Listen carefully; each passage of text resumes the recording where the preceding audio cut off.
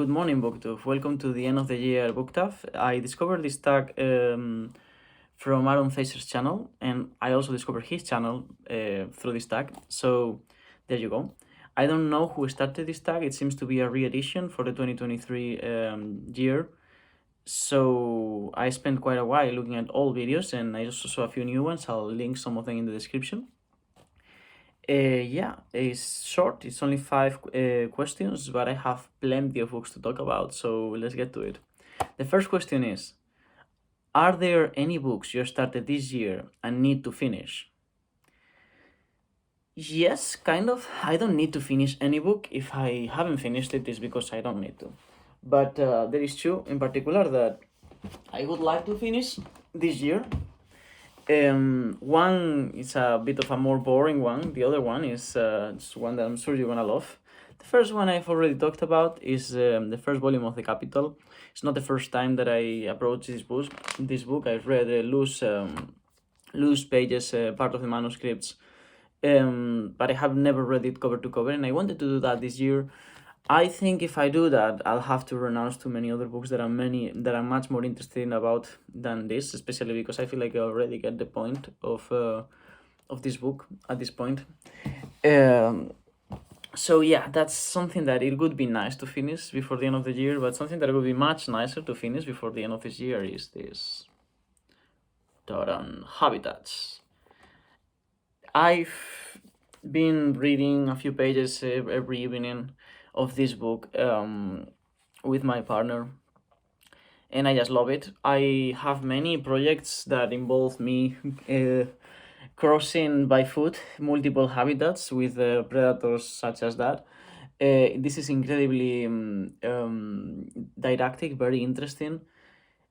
It reminds me a little bit of the National Geographic edition on the book Weather, in the way it reads and the way it feels like you get to learn as you read this book.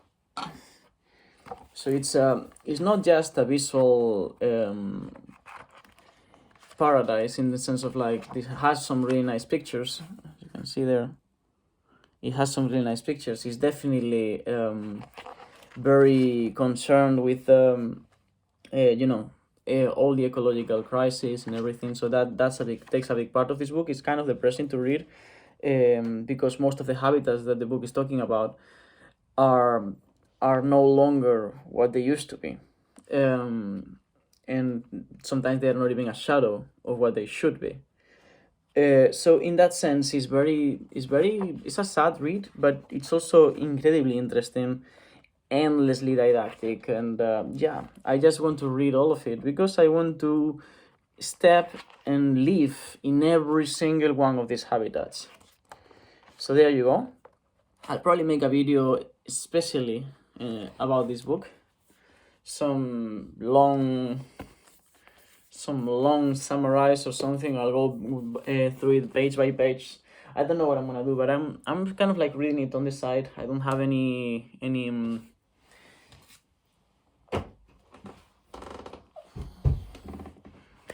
calendar when it comes to that book. I just wanna have it next to my bed. I've already gone through it once. I wanna go now in a more sort of like student approach because there's many things to learn in that book, and who knows when I'll finish it, but it would be nice to finish it before the end of the year. So question number 2, do you have any autumnal book to transition to the end of the year? I do read by seasons, in the sense that like as the seasons change, my reading taste changes a little bit, and what my body asks changes, but that is only because my activities, the things I do, change. So I don't have a genre for autumn. Each autumn is different, but each autumn is also different from summer generally in the books that I read. And I have a couple that one was completely unexpected and is wonderful, and the other one was totally planned and expected. One is not a book that I'm reading, it's a book that I'm writing, and it's my sailing logbook. I was hoping to have finished this book by now, and I'm nowhere close to. It's basically you just log some information of your last sail. I need to collect a certain amount of miles in order to become a yacht master. So that is something that I'm doing on the side of all the other myriad of things that I'm doing, and therefore it would have been and it would be good to have finished this book before autumn, but I'm definitely gonna have to take it through a winter. I'll have to sail some more and accumulate more miles and more and make more passage plannings and face different weather conditions in order to be ready for the exam. So this is definitely something that in some ways the most autumnal reading that I could have done, because 50% of autumn, and I mean 50% of all the time in autumn, I spent thinking about sailing or sailing, and even part of the end of the summer and the beginning of the summer as well. But yeah, it's a book that in some ways I also will have to read once I finish it, because I can be asked questions about some of these passages. So not what you would expect of an autumnal reading, but definitely the most autumn-like read for me, and write as well. And the other one, I did not expect to encounter this book. I did not expect. This was not on my TBR. It's a very beautiful, as always, Folio Society edition of autobiography anthology. And I've already started this book. I've been reading some of its. I read introduction and I read some of the pages. I've found so many things, so many nice texts, reflections, also a lot of narcissism and wastes of my time. But I do enjoy autobiography. I am writing a sort of memoir. I don't really know what it is going to end up being. It might not even be autobiographical at the end, but it's something that I've been working on for a while, and I'll keep working on it. And I feel like it's always going to be on the side as I move forward. So at some point, I'll probably catch up with the present and it will become a journal or something. I don't really know. But this book is sort of like, just give me some context of how other writers wrote about themselves. And I'll read you a short poem from Peter Apps, just so that you get a sense of the book. Most of the book is not in poem, is not in verse, but I just found this one very nice, and I read it this morning. So, who I am. What is it that I do? This is spinning of myself, this geometric cobweb that I make from my own entrails, intractable substance, obsessively shaped to a fine thread. Part fact, part fabulation, an obscure agent in me fashioning the dark strands into pattern. A design somehow redemptive, however difficult. What was could not have been otherwise. There is a kind of freedom in admitting it. Facts are weights. They tether random flight, the delusions of Icarus, the romantic type, filament by filament, inch by inch. I make this architecture, a bound and limited life. What I have struggled with what I have struggled with is who I am. Sorry for my very precarious reading of the English language. I generally have to reread things before reading them aloud when I read in English. But I hope you got some of the sense of how this book has been written. It's very witty at times, it's very serious, and other times it can even be depressing. It's very self-aware of what it is, and even the writers are often self-aware of what they're doing. The last entry on this book is by Elizabeth Barrett, and it's by the age of 14, and it says, "And you, my most patient auditors, as it might be requisite for dramatic effect to give you a little advice before the curtains fall, let me beg you, if you wish to keep your spirits, never to write your own life." So, yeah, very nice book. I'm reading a few pages every morning or evening as well, but it's also a book that I'm not like, generally when I read a book, I open it and I close it, and that's all I do. This and the Habitats book and the Logbook, of course, are books that are more like constantly with me, and I'm just moving forward. This one is it has some sort of like linearity to it, even though it's different text from different writers, because it's divided in different themes. But yeah, you can kind of approach it in whatever order and speed you want. You don't have to have read the first page in order to read the page 100. So that's it. Next question. Yeah, let's see. Is there any yeah. is there any new release that you are waiting for? And I am not waiting for new releases. The books I'm waiting for are supposed to already be released. Two of them almost 6 months ago or even more, and one of them was supposed to be released this summer. I just didn't have time to go get it. And the first one is Mailander, a German philosopher, incredibly depressing. I'm not particularly interested in Mailander, but the first ever English translation of his book, The Philosophy of Redemption, came out, and I think it's kind of like, I think Mailander at some point might become a quite important philosopher. So it's nice to have the first translation and the first edition ever made of this book. Also, who knows, maybe at some point I study philosophy again and I end up having to do a course in Mailander. And I am curious because I have many friends that have been trapped by this extreme pessimism of a very tortured mind. The second one, a much nicer read, is Barbara Pym, A Very Private Eye. I don't remember how Barbara Pym entered my my TBR, my reading list. I don't even know how I found out about her, but I know that she's there, and I trust my previous judgment, so I'll go get it. And the third one is the first translation to the English language by another philosopher, Ernesto Castro. This is my favorite Spanish philosopher alive. And is his book Post-Continental Realism, which looks at different reading, different conceptualization of the time in which we are and what are its characteristics and its historical context in relation to past and future. So that's all in terms of releases. I'm not really up to date with that. I generally wait a year for someone to make like best books of the year list, and I read the books of the year before. But I don't take the risk of reading a book that was already released unless I already know the writer or someone directly recommends it to me.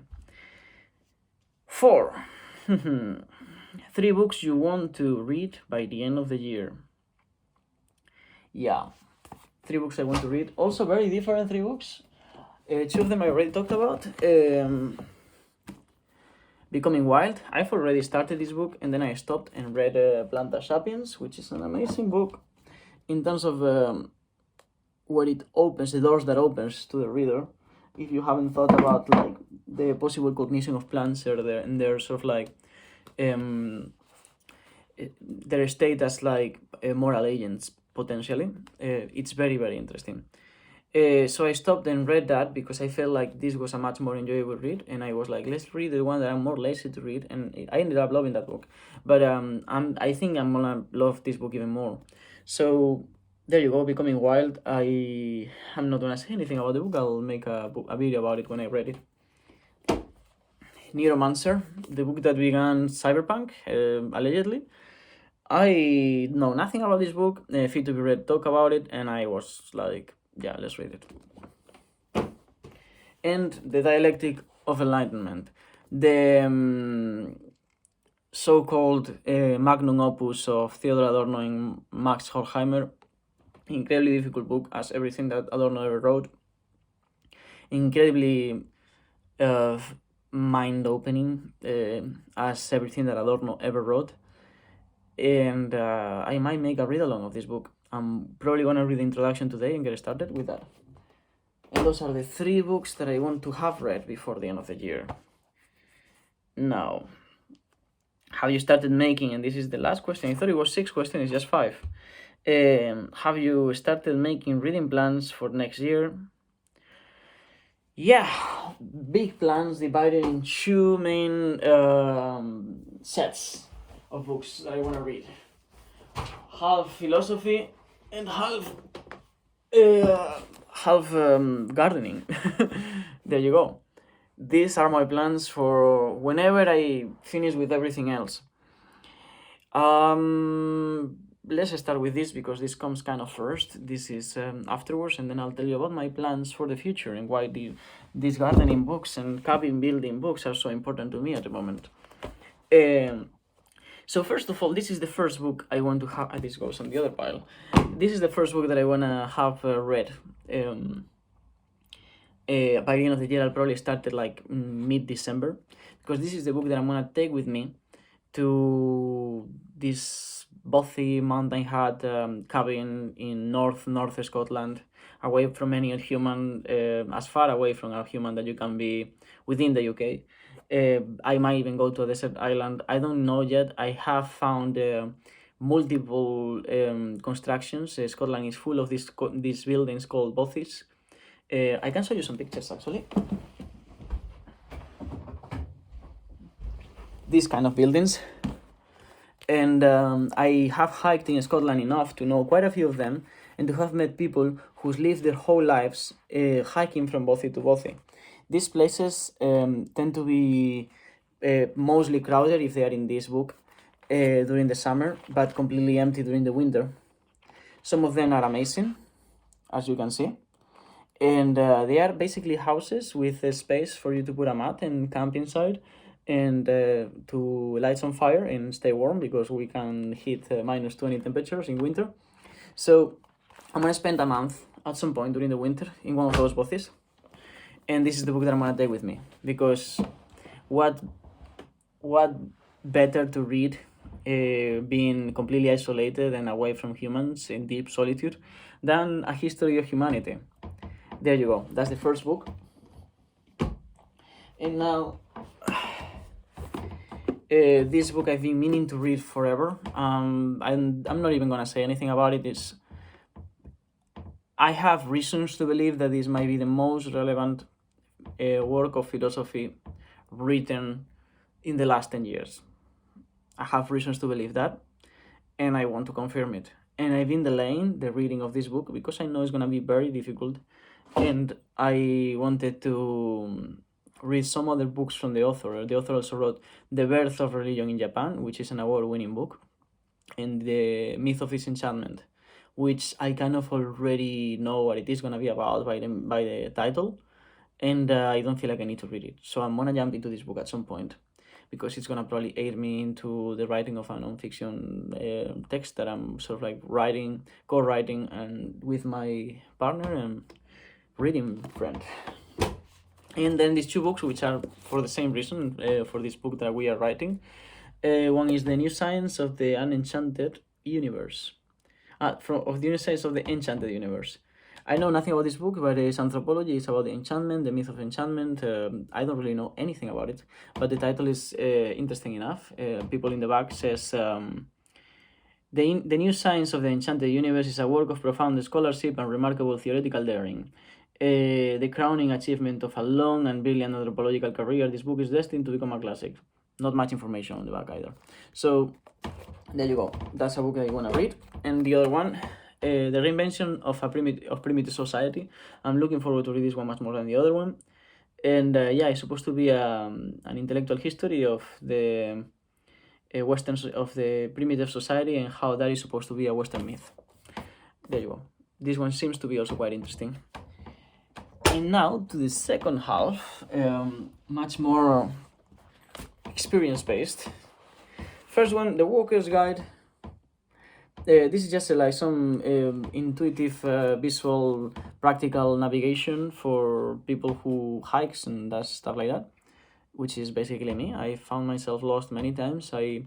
I know quite a bit about navigation, about non-mathematical navigation, navigation without a compass, navigation without even knowing how to orient oneself with the stars. I generally have never been lost for long enough for me to be worried. And I have been in places where one can get lost for long enough that they can be in danger. So I'm very confident about my navigation, especially underwater. But this book is definitely pertinent for the time being because I have many plans that involve me going to the Russian taiga and many other things. Now this is about building cabins, how to build a cabin. Very practical, very beautiful, aesthetically pleasing book. And that's because I'm gonna buy a piece of land up in the mountains in northern Spain, in a place that no car can get to, no motocross can get to. You have to hike for hours after having driven for hours with a jeep. And it's a very remote, off-the-grid place, as remote as it can get within Spain, without taking so much altitude that you are in unfarmable land. And my idea is to go there and build a cabin and do some gardening. Maybe, yeah, just make a greenhouse, do some, yeah, just some nature stuff. So these are the other books. Generally for gardeners seems to be a very interesting read. The other two are more practical, are more about how to plant without doing it in an invasive way. I want to create an space. I want that place that I'm buying to become a space and any surroundings that welcomes wild nature. I want to I'm like, because it's so remote, it's very cheap land, so I am able to buy a lot. I don't know how many acres, but a few.